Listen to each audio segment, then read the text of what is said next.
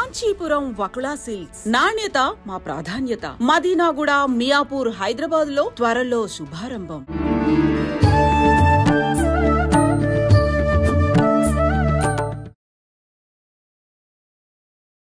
నమస్కారం, welcome to I dream. ధర్మ మార్గం విత్ విజిత కార్యక్రమానికి స్వాగతం.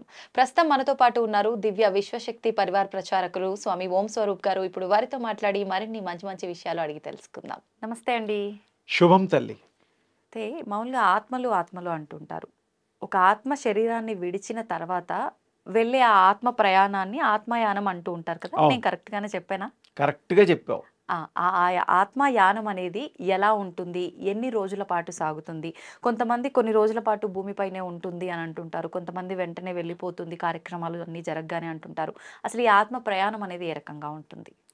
మామూలుగా ఈ ఆత్మల ప్రయాణం అనేటువంటిది దాని స్వనిర్ణయం, అంటే దానికి ఫ్రీడమ్ ఉంటుంది, దానికి నచ్చిన దాని ఇష్టంతోటే ఈ జన్మలు తీసుకుంటుంది. మానవ జన్మలు తీసుకోగలుగుతుంది, జంతువు జన్మలు తీసుకోగలుగుతుంది, దాని ఇష్టం. దాన్ని డిసైడ్ చేయబడదా మనం చేసిన కర్మల్ని బట్టి ఏది తీసుకోవాలి అనేది? అంటే ఆ కర్మ చేసేది ఎవరు? ఆత్మే కదా. ఆత్మ ఏ కర్మలు ఎలా చేసుకుంటాయో దానికి పనిష్మెంట్స్ ఉంటాయి.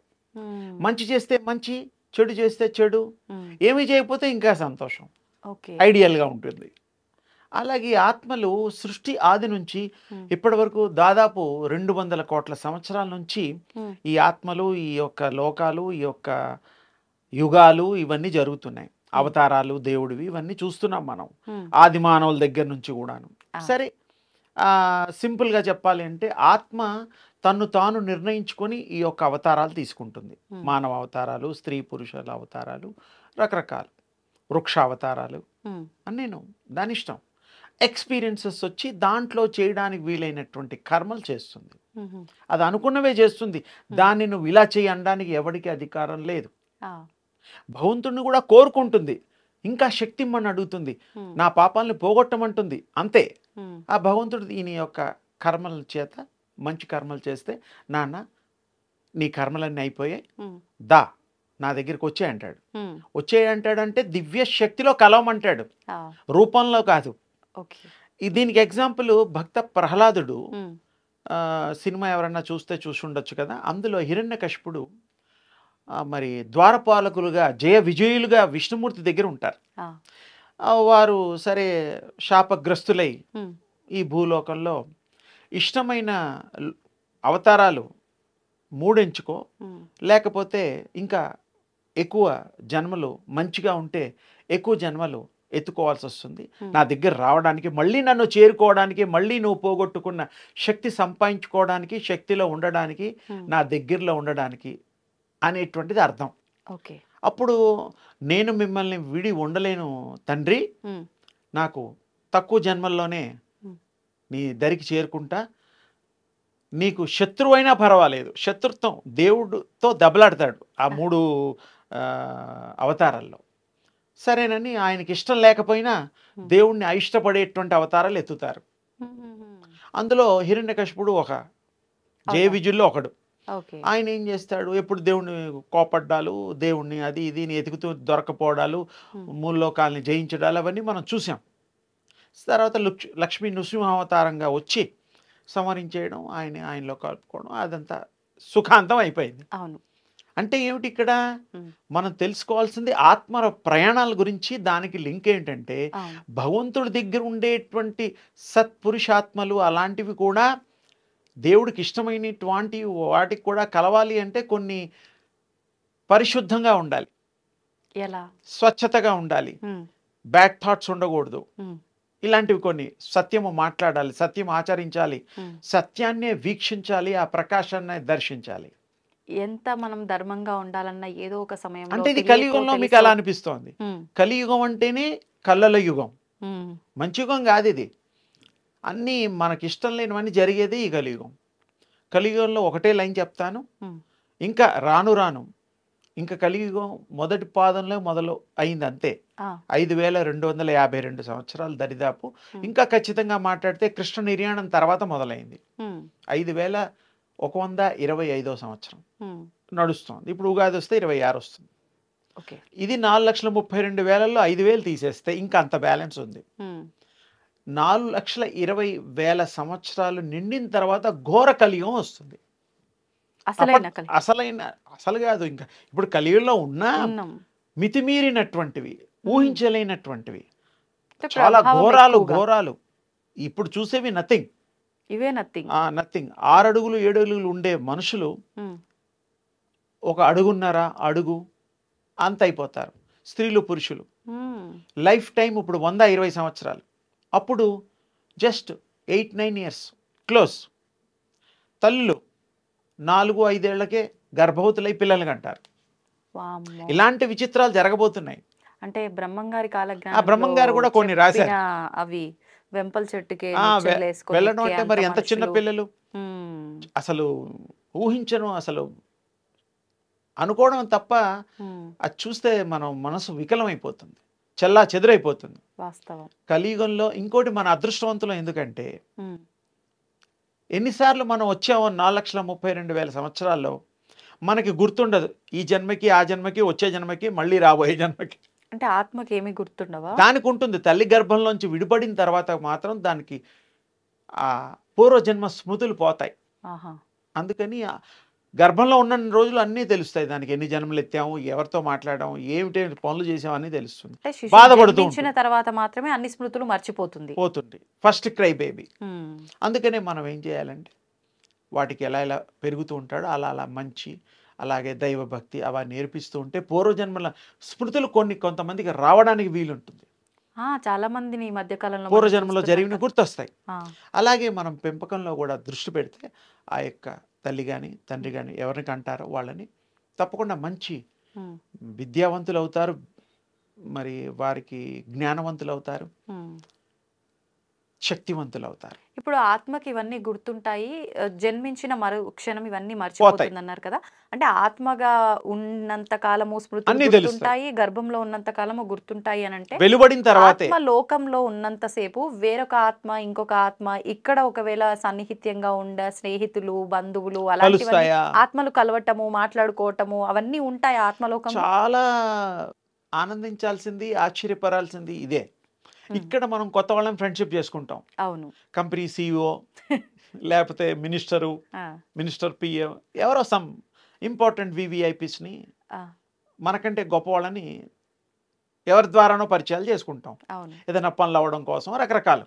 వాస్తవం. అలాగే ఈ ఆత్మ కూడా ఈ బతికున్నప్పుడు దాన్ని ఎంతగా ప్రేమించి దాంతో ఎంత సఖ్యతగా ఉంటాయో, తల్లు తండ్రులే కాకుండా ఫ్రెండ్సే కాకుండా భార్య ఇలాంటి వాళ్ళు ఎవరైనా సంబంధాలు ఎక్కువగా కనెక్ట్ అయిపోతే అవి ఈ శరీరం వదిలినా కూడా వాళ్ళని సేఫ్ చేస్తాయి, దాన్ని రక్షిస్తాయి, ఇబ్బందులు లేకుండా కాపాడతాయి.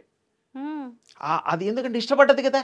అవును. ఇప్పుడు మనం ఇష్టమైన వాళ్ళకి ఏదైనా చేసి పెడతాం కదా, మనకి ఇష్టమైన పిల్లలకి ఏదైనా కొని పెట్టడం అన్ని ఇందాక కూడా అనుకున్నాం. అలాగే అది చేస్తుంది. అవి పోయినా కూడా వేరే ఆత్మలోకాల్లో అవి మళ్ళీ కలుసుకుంటాయి. శరీరాలు ఉండవు, కలుసుకుంటాయి. అవి కూడా అక్కడ కూడా విహరిస్తాయి. అక్కడ కూడా అవి ఏం కావాల్సి అక్కడ పాత వాళ్ళని గుర్తుపడతాయి. 10-20 ఏళ్ల క్రితం మీరు నన్ను చూసి ఇప్పుడు సడన్గా మళ్ళీ చూస్తే ఎలా గుర్తుపడతారు? అలాగే ఆత్మలు కూడా ఒక 200, 300, ఒక 500, 1000, 2000 సంవత్సరాల క్రితం ఆత్మలు ఎక్కడన్నా కోయిన్సైడ్గా కలిసి ఉంటే హాయ్ బాయ్ అంటాయి. అంటే ఆత్మకు కూడా ఆ జ్ఞానం పూర్వ సుకృతి ఉంటుంది, స్ఫురణ ఉంటుంది. మనమే హాయ్ బాయ్ కాదు, అవి కూడా అంటాయి. అది ఇంకో భాషలో అంటాయి.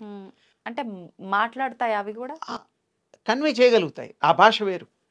ఇప్పుడు మనం హిందీ, తెలుగు, మలయాళం మొత్తం ఇండియాలో 18-20 లాంగ్వేజెస్ ఉన్నాయి.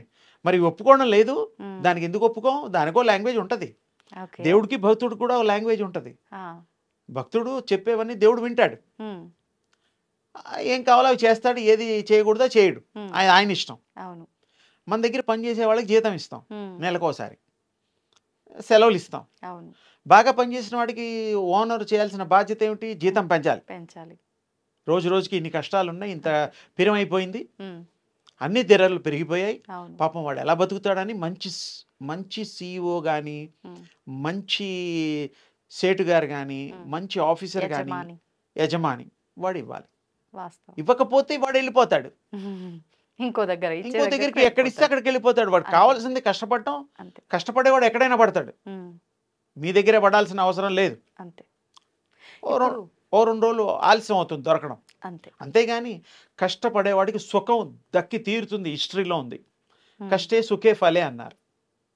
ఊరికే ఫలితం రావాలంటే పూర్వజన్మ సుకృతం ఉండాలి. కష్టం తర్వాత సుఖం, దుఃఖం తర్వాత ఆనందం అన్నీ వస్తాయి వెంట వరుస పెట్టి. వెంట పెట్టే అందుకని ఉంటాయి. నేనేంటంటే అందరికీ చెప్పేది ఏంటంటే, మీ ద్వారా ఉమ్, కష్టపడేవాడిని గుర్తించండి, వాడిని ప్రేమించండి, మర్యాద ఇవ్వండి, గౌరవించండి, వాడిని మనిషిలా చూడండి. వాడు మిమ్మల్ని దేవుళ్ళలా చూస్తారు. మీరు మనిషిలా చూస్తే వాడు గుర్తించినప్పుడు. మిమ్మల్ని దేవుళ్ళలా చూస్తారు. ఇంతకంటే ఎక్కువ చెప్పడం అనవసరం అనిపిస్తుంది. నిజంగా అర్థం చేసుకోండి. చాలా మంచి మాట చెప్పారు. నిజంగా ఇవాళ ప్రస్తుత పరిస్థితుల్లో ఎంతో కష్టపడుతుంటారు కానీ దానికి తగ్గ ప్రతిఫలం ఫలితం. ఉండదు, గుర్తింపు ఉండదు. కనీసం గుర్తింపు అన్నా ఉంటే అన్నా బాగుండు అనుకునే ఇక్కడ వాళ్ళు. ఇంకొక చిన్నది, ఉమ్, గుర్తింపు ఉన్నా ఉమ్, గుర్తించినా గుర్తించామని ఎందుకు చెప్పడో తెలుసా? ఆ. డబ్బులు పెంచాలని. సత్యం అది. మీకు తక్కువలో జీతంలో వాడి పని చేయించుకోవాలి, ఎక్కువ డబ్బులు ఇవ్వడం ఇష్టం ఉండదు. వ్యాపారంలో అదొక టెక్నిక్. ఎవరైతే హృదయాన్ని విప్పి తోటి మనిషిగా భావించి ఎవరు కట్టుకుపోయేది ఉందా? లేదు. లేదు. మనకి హైదరాబాద్లో చార్మినార్ ఉంది, ఎవరో కట్టారు పాపం. మరి ఆగ్రాలో తాజ్మహల్ ఉంది, ఈఫిల్ టవర్ ఉంది, ఇంకా వండర్ఫుల్ చాలా లిబర్టీ ఒకటి ఉంది అవును. అమెరికాలో. స్టాచ్యూ. అంతెందుకు హైదరాబాద్లో బుద్ధుడి విగ్రహం ఉంది. ఎవరికైనా పర్మిషన్ ఇచ్చి నీ విగ్రహం నువ్వు తీసుకెళ్ళండి. పట్టుకుపోయంటే ఎవరన్నా పట్టుకుపోతారా? పట్టుకోవడానికి ఆస్కారం ఉందా? లేదు. అంతెందుకు మనం 5 కోట్లు 10 కోట్లు పెట్టి విల్లాస్ కొంటున్నాం. మన విల్లా మనం తీసుకెళ్ళడానికి చక్రాలు కట్టేసి దానికి బండి చిన్నపిల్లలు ఆడుకుంటారే, అలా లాక్కెళ్ళడానికి వీలవుతుందా? లేదు. గాడ్ పర్మిషన్ ఇచ్చిన ఎలా తీసుకెళ్తావు? ఆ పైలోకాల్లో మళ్ళీ అదే ఇల్లు అదే వాకిలి అదే ఉంటుందనుకో ఇది పట్టుకెళ్తామా? ఎవరైనా ఈ శరీరం కూడా రాదు, ఇక్కడే వదలాలి. తల్లిదండ్రులు ఇచ్చిన శరీరం తల్లిదండ్రులు కూడా వాళ్ళ తల్లిదండ్రులు కూడా వదలాల్సిందే. ఆత్మ ప్రకాశ స్వరూపం, ఆత్మ రూపం ప్రకాశము, తేజో రూపము, అది బయటకు వస్తుంది. అది ఎక్కడంటే అక్కడ తిరుగుతుంది, ఎన్నో లోకాలు తిరుగుతుంది, ఎన్నో డైమెన్షన్స్లో వెళ్తుంది అది. అందుకని ఆత్మ చాలా గొప్పది, చాలా తెలివైంది. ఆత్మకి ఆత్మలు విలువలిస్తాయి, దాన్ని ప్రేమిస్తాయి, బాధలు పడతాయి. విడిపోతే మనుషుల్లాగా అనుకోకండి, ఆ వాటికి కూడా మనసు ఉంటుందిగా. కానీ ఆత్మలు శక్తివంతు కాబట్టి. ఆత్మలే దయ్యాలు అనొచ్చా? దయ్యాలు అనకూడదు. మరి దయ్యాలు ఏంటి? దయ్యాలంటే అది పిశాచాలు, అవి వేరే. అంటే కొన్ని కోరికలు తీరని వాళ్ళు, కొంతమందికి దయ్యం పట్టడం, అవన్నీ వేరే సబ్జెక్ట్. అది మళ్ళీ మాట్లాడుకుందామా? మాట్లాడుకోవడమే కాకుండా అసలు ఆత్మల్ని పవిత్రంగా చూడాలి మనం. ఓకే. దైవానికి ఇష్టమైనది ఈ దేహంలో ఉండే ఆత్మ. మీరు పూజ చేస్తే ఎవరు చేస్తున్నారు? ఆత్మేగా. చేతులు కరాలు కాళ్ళు చేతులు గుళ్ళోకి వెళ్తాయి అంతే. గొంతు ఇచ్చాడు దేవుడు నామం చేయడానికి, కాళ్ళు ఇచ్చాడు గుడికి వెళ్ళడానికి పూర్వం చెప్పేవాళ్ళు. చేతులు ఇచ్చారు పూజ చేయడానికి, కళ్ళు ఇచ్చాడు చూడడానికి, చెవులు ఇచ్చాడు వినడానికి. ఇలా అనుకునేవాళ్ళం మా చిన్నతనంలో. ఇప్పుడైతే వినడానికి వేరే, చూడడానికి వేరే, చేయడానికి వేరే, అన్ని రకాలు మారిపోయాయి. అంటే కలియుగంలో మారుతాయి. కలియుగంలో రూల్స్ అవి, రూల్స్ ధర్మమే అంతా. ఇది ఇంతే. ఎవరైనా మార్చాలి, ఆనందంగా ఉండాలి అంటే దైవత్వాన్ని ఆరాధించాలి, మంచి తత్వాన్ని పొందితే ఎవ్వరూ వాడిని పాడు చెయ్యలేరు. మంచివాడు కావాలని పాడైపోతే ఎవరేం చేయలేరు. అంతే. చెడ్డవాళ్ళు చెడ్డవాళ్ళ దగ్గరికి, మంచివాళ్ళు మంచి వాళ్ళ దగ్గరికి పోతారు, మిగిలిన వాళ్ళు మా దగ్గర ఉంటారని ఒక శాస్త్రం ఉంది, ఆ పద్ధతి. అందుకని చాలా గొప్పది. ఆత్మలు మాట్లాడుకుంటాయి, ఆనందంగా ఉంటాయి, మళ్ళీ వస్తూ పోతూ ఉంటాయి. రాదలుచుకోకపోతే రావు కూడా, అక్కడే ఉంటాయి, ఆ లోకాల్లోనే ఉంటాయి. చాలా చక్కటి విషయాల్ని ప్రజలకి తెలియపరచడానికి ఈరోజు ఈ వేదికలో నువ్వు ముందు పెట్టావు. బాగుంది. నాకు కొంచెం కొత్తగా చెప్పడం, అంత లోతుగా చెప్పడానికి అవకాశం చిక్కింది. నేను అడగాలనుకోవడం ఒక ఎత్తు అయితే, దాన్ని నేను అడిగింది ఏ ఉద్దేశంతోనో అదంతా మీరు బయటికి చెప్పడం అనేది నిజంగా గ్రేట్. నిజంగా సంతోషం. ఏదైనా శక్తి మాట్లాడిస్తుంది, శక్తి చేయిస్తుంది, శక్తి అనుభవింప చేస్తుంది. అందుకే శక్తిమయం. మీరు శక్తిమయం కండి. అవుతా. ఇలా మీతో రెగ్యులర్ గా జర్నీ చేస్తుంటే నేనే ఆటోమేటిక్ గా. తప్పకుండా. శుభం తల్లి.